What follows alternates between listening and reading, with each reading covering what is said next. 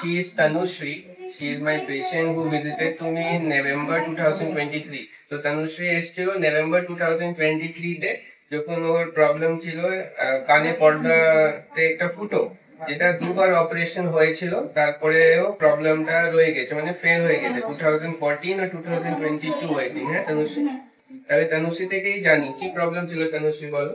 আমার কানে পর্দা ফুটো হয়ে গেছিল, সেখান থেকে ঠান্ডা লাগে, আমার খুব প্রবলেম। ঠান্ডা লেগে তখন রস আসতো, পুজ আসতো, আর কানে কম ব্যথা করতো, কানে কমও তো শোনা যাচ্ছে। হ্যাঁ, তারপর চুলকানি কানের মধ্যে।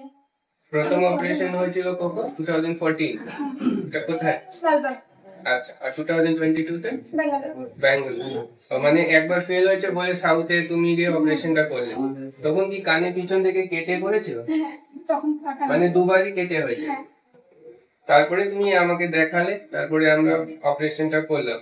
আর এবার তোমার আমরা কিন্তু ক্যামেরা দিয়ে করলাম, এন্ডোস্কোপিকলি, যেখানে কোনো দাগ বা স্কার কোনো রকমের ওইসব ছিল না। তাহলে এখন তুমি ভালো শুনতে পাচ্ছ? শুনতে পাচ্ছি, প্লাস এখনো প্রবলেম হচ্ছে না, কোনো ঠান্ডা লাগলেও কানে কোনো রস আসে না। তাহলে এখন তনুশ্রী খুবই ভালো আছে, আই এম হ্যাপি।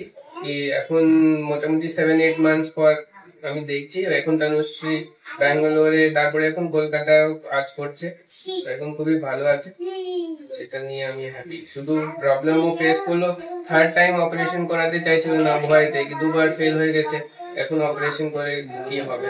কিন্তু আমি এরকম তনুশ্রী পর অনেক পেশেন্ট পেয়েছি যাদের এরকম 2-3 বার অপারেশন হয়, ভালো হয়। ঠিক আছে, তুমি একটু মেনটেন